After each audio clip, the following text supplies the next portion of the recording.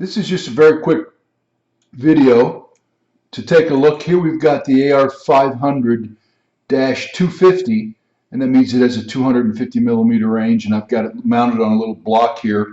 And we're going to just take a look at some of the common features on the AR500/550 setup software program. So let's go ahead and take a look at it. As you can see, I've got the program installed. Let's just put this up over here. And so here you can see I go to the RS-232, RS-485. It automatically finds my COM3 9600-1 on the address here. And so when I click device identification, it talks to the laser and pulls up this screen. So here you can see we have a maximum exposure time allowed of 3200. Sampling mode is time. Here's our zero, set 0 point, and maximum time to hold last valid setting. So the longer that you would keep that, at 10 milliseconds, it would hold that number as an error, as the last valid number until 10 milliseconds, and then it would put up an error.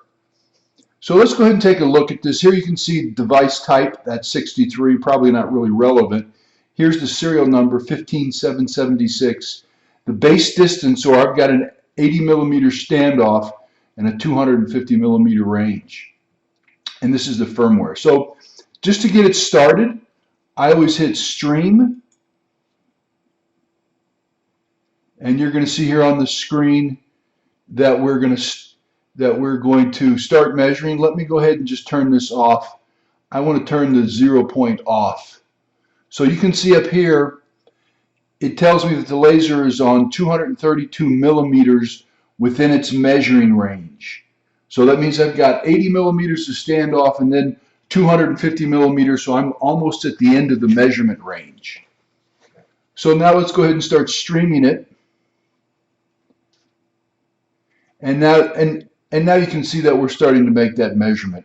And if you look, you'll see this is 232.84, 232.82. What that's telling me is that I have the auto scaling, which looks for the smallest change. So let's turn that off. So now you can see I've got 232.82 millimeters. And so as I change that height, right, you're going to see that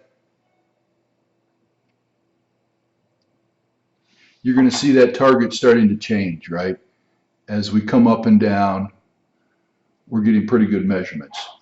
So let's go ahead and take a look at it again. And so once again, we're back at the 232.79 millimeter measuring on this black surface.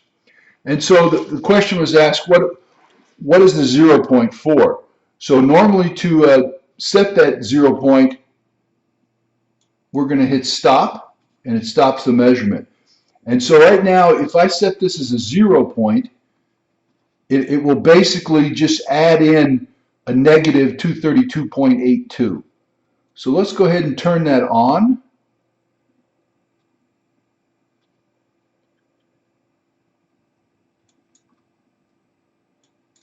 So if we hit current point, you can see right here 0.03. So it is zeroed it out in the base. And so the question is, why would we do that? Well, the answer is so that if we zero out at a home position and we start that measurement again, you can see that it's going to 0. So it's forced it to a 0. So that when I put in a known sample, this should be 12.7 millimeters roughly, right? It's a ½ inch. So here you can see that I'm measuring the actual height of that. And then once again, we're back to 0. So that's where most of the time you would use that as a 0 point. So in a lot of applications, when you want a home position, before you have any movement, you would zero it, and then from that you can see the differential movement of that target. And then of course, as we take it out, we come back to 0. So let's go ahead and stop that. Some of these other features, so maximum exposure, the maximum exposure time, that's in microseconds.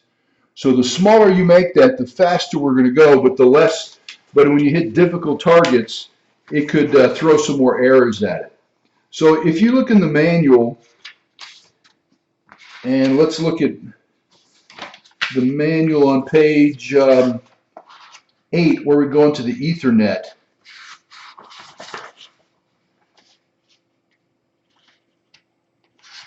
And so some of the settings that I would, to get the fastest speeds, with this is a, this is a standard model, probably at 56 kilohertz, but we do have some faster models that you can look at. And so as an example, the one model that's 110 kilohertz, we would, by knowing what the top speed is, we can set the laser up to be able to give the highest frequency response.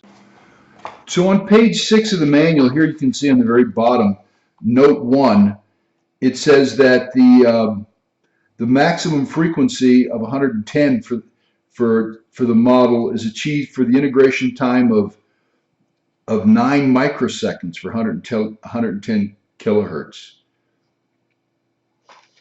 So that's it. So basically, that's how you would want to increase the speed of your laser output, by adjusting that. So here we have sampling mode. We're going to use time instead of a trigger, where it'd be an outside trigger. And the logic, if we go outside the range, it's going to throw a switch for that. So let's go ahead and take once again a look at the streaming. And we're making that measurement. We can take the grid off, no grid, and if we put in auto scaling, you'll see that it's looking at the very maximum resolution, right? So here, as it collects the data, right here's that 0 point right there. We go into auto scale, and you're seeing right here 30 microns on this model, and this is a really big measurement span, 250 millimeters. So let's go ahead and make just some changes. See how that affects it. If we put in 100, so that's 100 milliseconds, it's going to hold the last valid number. And so let's start streaming it again. And we've got an auto scale. So you're going to see once again here, that's pretty much the resolution of the sensor. It's catching a couple errors here because we're going so fast.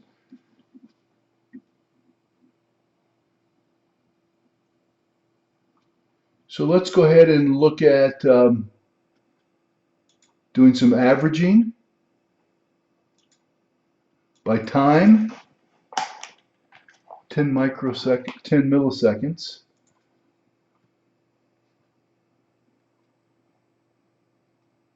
And here you can see just by averaging, when we're in this the auto scaling, you're going to see that we're not throwing some of the big errors out there. Also, right here, the decimal places, we can set that to 3 decimal places up here. So that will give you an idea of how to make it selectable. But it's a pretty straightforward to use this. And once again, this is used for setting up the AR500 lasers. And of course, if you go into the manual, it will give you the destination IP address, the gateway, the subnet, and then you'd hit the Ethernet stream.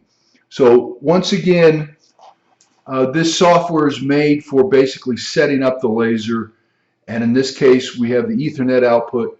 So you would take that Ethernet output, and it's a UDP protocol, and then you would follow in the manual under page 9 the data structure. It actually has the math that you would take that binary output, and you would apply that the value of the resulted transmitted binary number to that formula on the bottom of page 9, and it would output a measurement unit.